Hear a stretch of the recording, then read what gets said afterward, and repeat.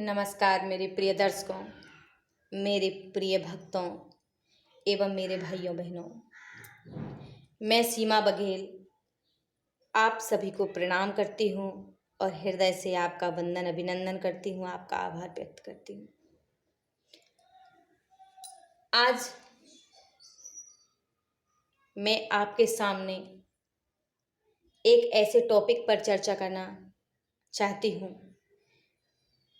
जो कि प्रत्येक मनुष्य के जीवन में एक काल की तरह है, जो कि प्रत्येक मनुष्य के जीवन में बाधा बना हुआ खड़ा है, उसको जीने नहीं देता।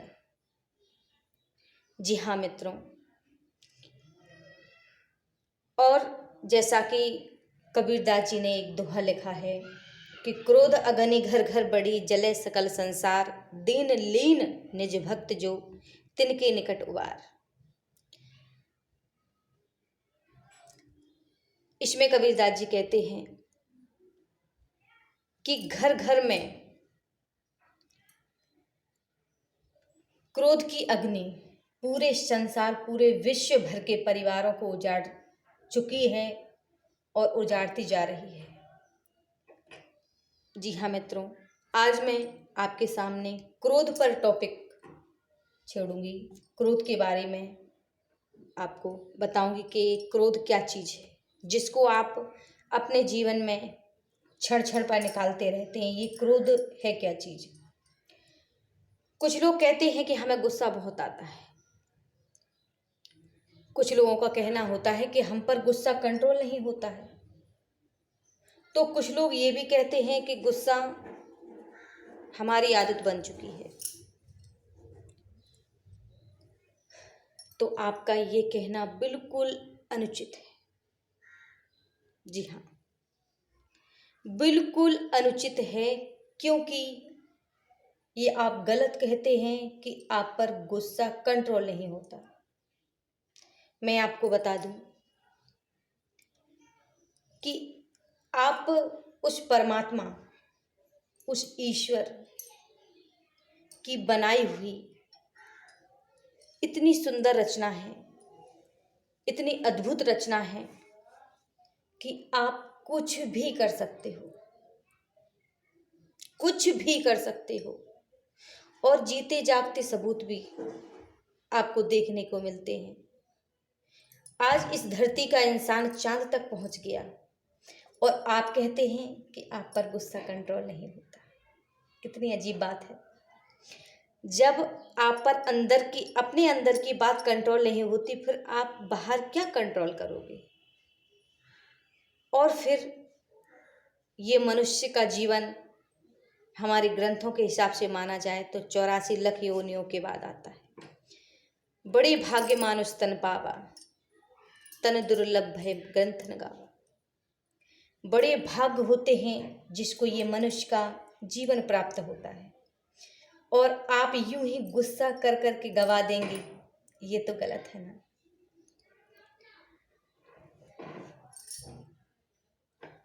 तो मैं आपसे कहूंगी कि आप जो कहते हैं ना कि मेरी आदत बन चुकी है,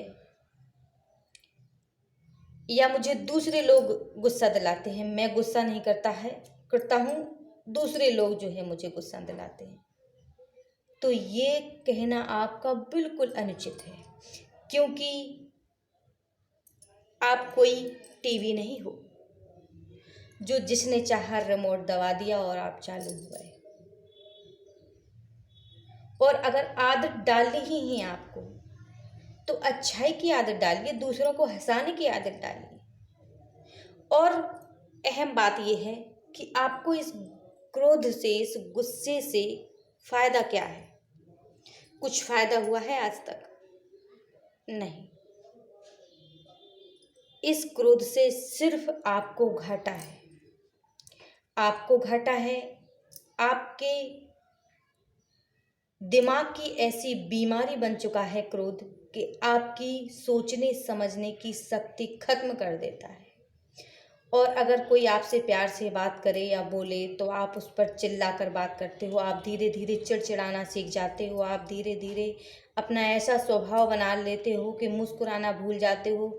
यहाँ तक कि कोई भी घर में त्योहार हो या बर्थडे पार्टी हो या शादी विवाह भी हो, आप कहीं पर भी जाते हैं और आप अपना मुंह लिए बैठे रहते हैं।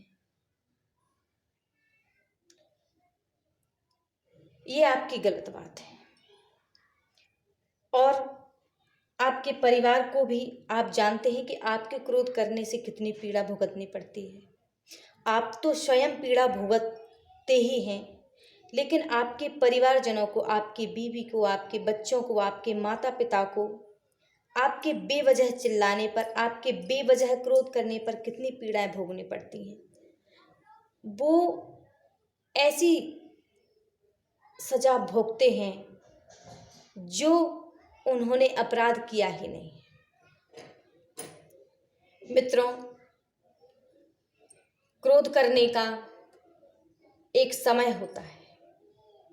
हमारे बच्चे अगर कोई गलत राह चल रहे हैं तो जाहिर सी बात है कि हम उन पर थोड़ा बहुत गुस्सा कर सकते हैं, क्योंकि उनको लाइन पर लाना है। हमारी पत्नी गलत चल रही है तो जाहिर सी बात है कि थोड़ा बहुत गुस्सा बनता है। हमारे पति देव गलत चल रहे हैं तो हाँ, थोड़ा बहुत पत्नी भी गुस्सा दिखा सकते हैं। लेकिन आप अगर ये कहो कि 24 घंटे, हाँ, मैंने अपने जीवन में कई घटनाएं सुनी हैं, ऐसे लोग देखे हैं कि वो 24 घंटे बस क्रोध क्रोध क्रोध में ही, मतलब मुझको देखने में ऐसा लगता है कि पता नहीं इन पर कौन सा ऐसा पहाड़, दुखों का पहाड़ आन गिरा है कि ये हमेशा सैड ही रहते हैं। दूसरी बात,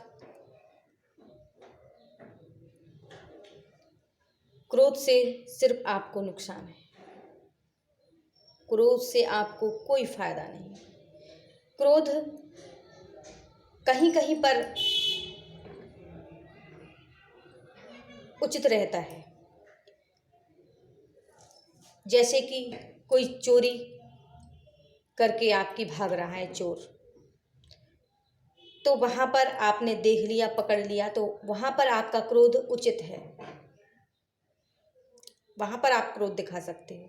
लेकिन पल पल पर, क्षण क्षण पर आप अपने परिवार में क्रोध दिखाएं, ये बहुत गलत है।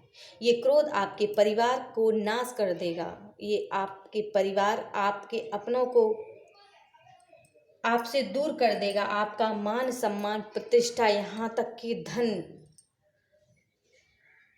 आपकी प्रॉपर्टी, आपका बिजनेस, आपका हर प्रत्येक उन्नति वाला दरवाजा आप अपने हाथों से बंद कर लेंगे। अच्छा, मुझे एक बात बताइए, क्या कोई भी लड़की ये सोचेगी कि उसे पति क्रोधी स्वभाव का मिले, बात बात पर झगड़ा करे? या कोई भी पति है, लड़का सोचेगा कि मुझको पत्नी झगड़ेलू मिले या क्रोधी स्वभाव के मिले? नहीं। वो इसलिए नहीं क्योंकि प्रत्येक लड़का लड़की मीठे सपने बुनते हैं, कड़वे फल तो पक्षी भी नहीं खाते। पक्षी भी मीठे फलों को ग्रहण करते हैं, तो फिर हम तो इंसान हैं। आप क्या किसी का क्रोध अपने ऊपर ले सकते हैं? क्या आप चाहते हैं कि बेवजह मुझ पर कोई चिल्लाए, मुझसे कोई अपशब्द बोले, मेरा कोई अपमान करे? नहीं ना। तो फिर आप क्यों दूसरों को देते हो ये चीज़? जब आप स्वयं ग्रहण नहीं कर सकते हो तो दूसरों को आप कैसे दे सकते हो? इसलिए मेरी आपसे प्रार्थना है कि इस क्रोध रूपी अग्नि से अपने परिवार को मत जलाइए। आप अपने जीवन में, अपने परिवार में प्रेम रूपी शीतलता को अपने परिवार में बिखेरिए, जिससे आपके परिवार की उन्नति हो, आपके परिवार के लोग आपसे बहुत प्रेम करें, आपके परिवार के लोग आपको सम्मान करें। और यहाँ तक कि जब घर में सम्मान होता है तो बाहर भी ऑटोमेटिकली सम्मान होता है। जब आप क्रोध करोगे तो घर में आपका सम्मान, बाहर वालों के सामने भी आपका सम्मान छीड़ छीड़ हो जाएगा। क्योंकि जाहिर सी बात है, जो इंसान देता है वही इंसान लेता है। प्रकृति भी है।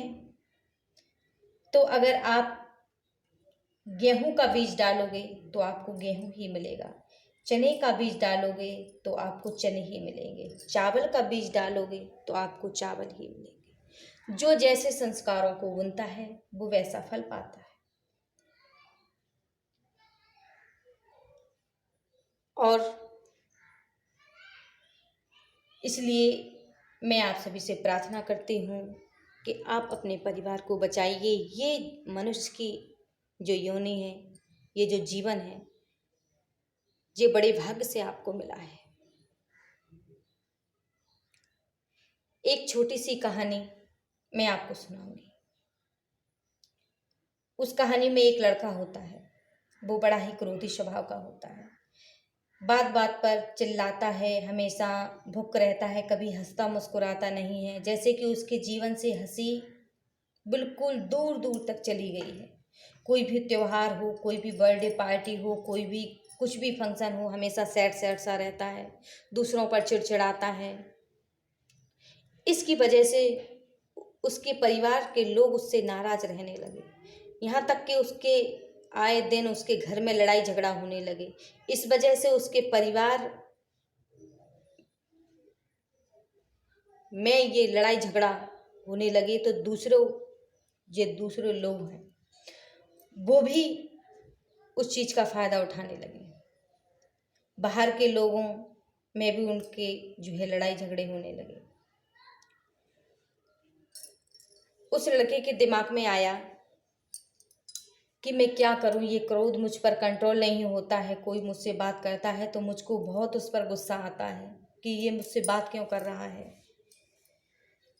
बेवजह मैं किसी पर भी चिल्ला देता हूँ, किसी को भी गालियाँ बक देता हूँ, बदले में लोग मुझे गालियाँ बकते हैं, यहाँ तक कि मेरे ऊपर हाथ भी उठा देते हैं। तो उसके दिमाग में जो है मरने का विचार आया। जैसे ही उसके मरने का जो है विचार आया उसके दिमाग में, उसी समय जो है एक गुरुजी आए हुए थे सत्संग के लिए उसके गांव में। उसने दूर से सत्संग सुना, उसको अच्छा महसूस हुआ, उसके हृदय में थोड़ी शीतलता आई। उसको लगा कि वास्तविक में मेरा क्रोध करना अनुचित है, लेकिन वो यह सोचता कि मैं इसे कैसे कंट्रोल करूं। तो वो उस गुरुजी के पास पहुंचा और बोला, हे गुरुजी, मुझे एक बात बताइए कि मुझे क्रोध बहुत आता है, मैं इसे कैसे कंट्रोल करूं। और अब तो मेरे लड़ाई झगड़े इतने बढ़ गए हैं, मेरी असभ्यता इतनी बढ़ गई है कि दूसरे लोग मुझको मारने के लिए खड़े होते हैं। कई बार तो मैं अपनी इन हरकतों से बेइज्जत भी हो चुका हूँ, पिट भी चुका हूँ। इसलिए मेरा मन करता है कि मैं आत्महत्या कर लूँ। गुरुजी बोले, अरे वाह, तुम्हें तो बड़ा साहस है, बड़ा हुनर है, बहुत अच्छी बात। तो एक काम करो, इतना बड़ा हुनर दिखाने की, इतना बड़ा कदम उठाने की कोई ज़रूरत नहीं। तुम मेरी एक छोटी सी बात मानो। जब भी तुमको गुस्सा आए तो कह दिया करो कि मैं गुस्सा आज नहीं करूँगा, मैं गुस्सा कल करूँगा। और उस दिन तुमको बिल्कुल भी गुस्सा नहीं करना है। उस दिन तुमको जिस टॉपिक पर तुमको गुस्सा आ रहा है उस टॉपिक को अपने दिमाग से हटाकर दूसरे कारकालों में अपना दिमाग लगाना है।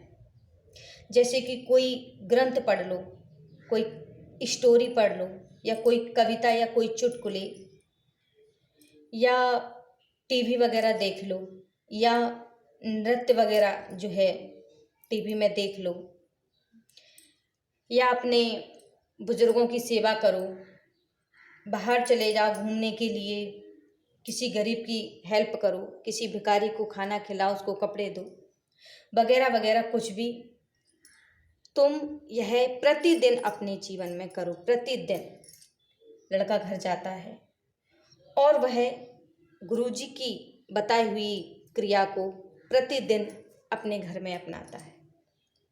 जब भी उसको गुस्सा आता वो कह देता चाहे कुछ हो, आज मैं गुस्सा नहीं करूँगा, मैं गुस्सा कल करूँगा। और जैसा कि आप सब लोग जानते हैं कि कल तो कभी आने वाला है नहीं, कल कभी नहीं आता। और उसकी यही क्रिया से 15 दिन के अंदर वो लड़का इतना खुश रहने लगा कि जैसे क्रोध उसके जीवन से दूर, बहुत दूर चला गया, जैसे कि वो क्रोध कभी करता ही नहीं था। यहाँ तक कि वो कहानियाँ लिखने लगा, कविताएं लिखने लगा, चुटकुले लिखने लगा, और वो बड़ा ही हंसतोरे स्वभाव का बहुत ही अच्छा इंसान बन गया। सब लोग उससे प्रेम करने लगे और उसके परिवार के लोग उसको सम्मान देने लगे। बाहर के लोग भी उसमें बदलाव देखने लगे, वो भी उसको सम्मान देने लगे। मित्रों, कई लोग कहते हैं कि बाहर के लोग ऐसे हैं, वैसे हैं, ये लोग मुझको गुस्सा दिलाते हैं। तो मैं आपको बता दूं कि ये लोग वैसे ही रहेंगे, ये परिस्थितियां ऐसी ही रहेंगी, ये कभी नहीं बदल सकते।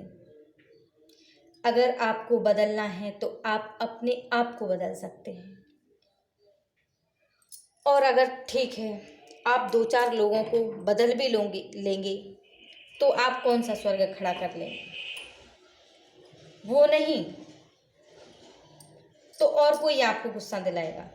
तो क्या आप अपने जीवन भर यही कार्य करते रहेंगे? नहीं, ये काम हमको नहीं करना है। मैंने अपने जीवन में ऐसी ऐसी घटनाओं को देखा है, ऐसी ऐसी घटनाओं को पढ़ा है, सुना है कि उन पर यकीन करने का मेरा मन नहीं करता कि ऐसा वास्तविक होता है। कई लोग तो क्रोध के बस में आकर हिंसा पर उतर आते हैं, ऐसी हिंसा कर बैठते हैं कि इंसान इंसान को जान से भी मार देता है।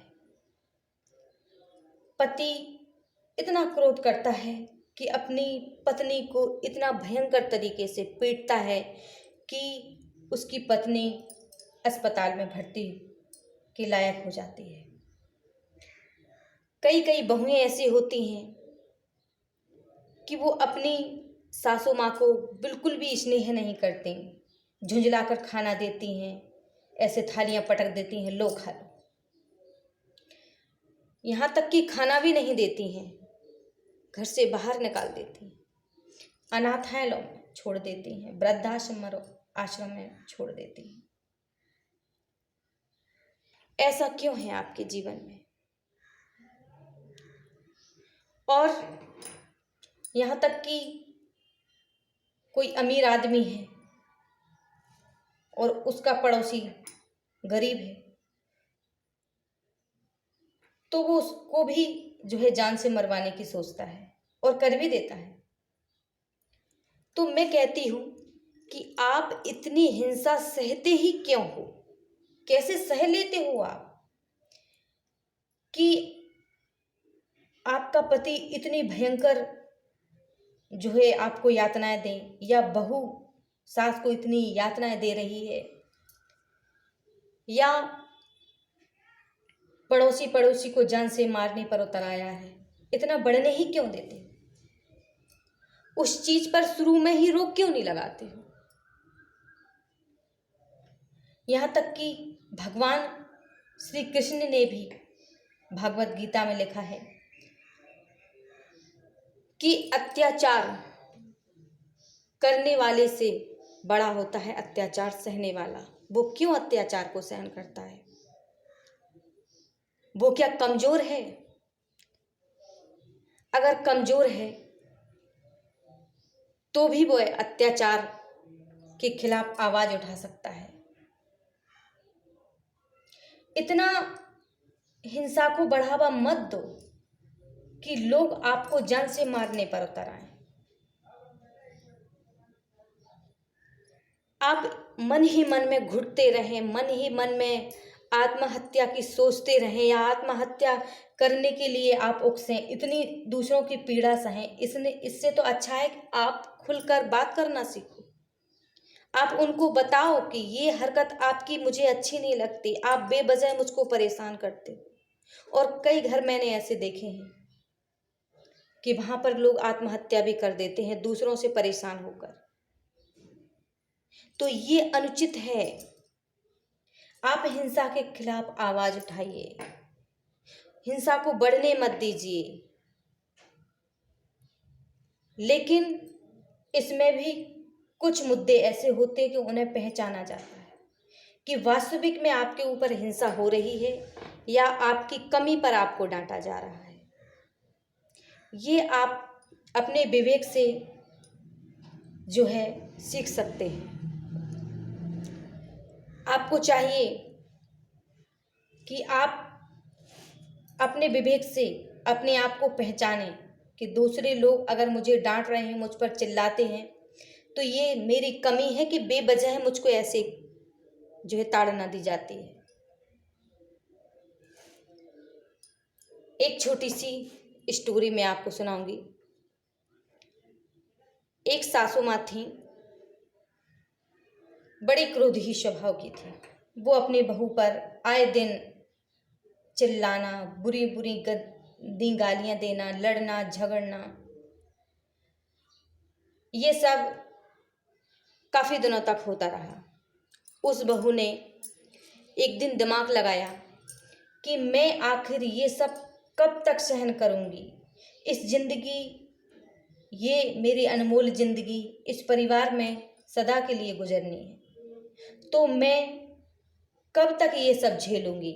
और ये जो मेरी सासू हैं, ये मेरी माँ है, मैं इनके इस बर्ताव से इनको खुलकर प्रेम नहीं कर सकती। ये मुझे कब प्रेम करेंगे। उसने दिमाग लगाया, बहू होशियार थी, तो उसने क्या किया, जब उसकी सासू माँ एक दिन लड़ रही थी तो उसने चुपके से मोबाइल में रिकॉर्डिंग उनकी कर ली। और 2 दिन के बाद, उसी वक्त नहीं, क्योंकि गुस्सा हाल के हाल बहुत चरम सीमा पर होता है। 2 दिन बाद उस बहू ने बोला, माँ जी जरा देखिए कि ये कौन सी लेडीज है, देखो कितनी बुरी बुरी बक रही है, कितना बुरा बुरा, कितना गंदा गंदा सुना रही है। ये रिकॉर्डिंग जो है मेरे मोबाइल में आई है। तो उसकी सासू जब उस रिकॉर्डिंग को सुनती हैं तो वो कहती हैं, अरे हाँ, ये कौन है, ये कितना गंदा बर्ताव कर रही है, कितने अपशब्द मुंह से निकाल रही है, बंद करो इसे, ये मेरे कानों को चुभते हैं, मेरा दिमाग खराब हो गया है, मेरा दिमाग सेट हो गया, ये मुझे नहीं सुनना है। तो बहू उसको बंद कर देती है और कहती है बड़े प्यार से, माँ जी ये आप हैं, ये आप हैं। सोचिए कि आप अपने शब्दों को नहीं सुन पा रही हैं, फिर मैं आपको कैसे सहन करती हूँ। बेवजह है आप मुझ पर गुस्सा करती हैं। हाँ, मेरी थोड़ी बहुत मुझ पर त्रुटि हो जाती हैं, थोड़ी बहुत गलतियाँ मुझ पर हो जाती हैं, तो मुझे सुधारने का मौका तो दीजिए। आप क्यों मुझ पर बार बार चिल्लाती रहती हैं। मैं आपको ढेर सारा स्नेह करना चाहती हूँ, आपका ढेर सारा प्रेम में लेना चाहती हूँ। तो उसकी सासू माँ को एहसास हुआ और वह अपनी बहू से लिपट के रोने लगी, पछतावा करने लगी। उस दिन से उसके परिवार में प्रेम की लहर, प्रेम की वर्षा होने लगी। मेरी बहनों, मैं आपको इस कहानी के माध्यम से ये कहना चाहती हूँ कि आप परख करिए कि आपको जो है इस हिंसा को कैसे समाप्त करना। ऐसा नहीं है कि किसी ने तलवार उठाई तो तुमने फरसा उठा लिया, नहीं।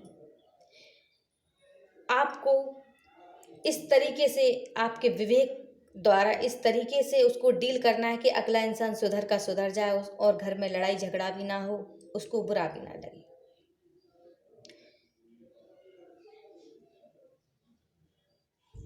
कुछ लोग कहते हैं ठीक है, आप ऐसा कहती हो, तो हम परिवार में बिल्कुल बोलना छोड़ ही जाते हैं, कुछ नहीं बोलेंगे परिवार वालों को। जो पत्नी के मन में आए वो पत्नी करे, जो बच्चों के मन में आए वो बच्चे करें, जैसा बिगड़ना है जो करना है करते रहें, हम कुछ नहीं कहेंगे। तो भाइयों, मेरे कहने का मतलब ये नहीं है, मेरे कहने का मतलब उन लोगों से है जो अपने ही परिवार की शांति को भंग करते रहते हैं और क्रोध से आए दिन घर में लड़ाई झगड़े होते हैं, यहाँ तक कि इतनी नौबत बढ़ जाती है, तलाक तक नौबत आ जाती है, बच्चे भी घर में रुष्ट हो जाते हैं, दूसरी जगह रहने के लिए चले जाते हैं, आपका परिवार टूट जाता है, कोर्ट कचहरी होते हैं और आप भी उस क्रोध के इतने शिकार हो जाते हैं कि आपको भी तरह तरह की बीमारियां घिर लेती हैं और आपका पैसा जो है कोर्ट कचहरी बीमारी में खर्च हो जाता है, आपकी जमीन जायदाद सब कुछ बर्बाद हो जाता है। और प्रेम एक ऐसी चीज है जिससे इंसान हर चीज अपने जीवन में ले सकता है, हर परिस्थिति इंसान भूखा रह सकता है, उसका जीवन साथी उससे प्रेम से बात करता रहे।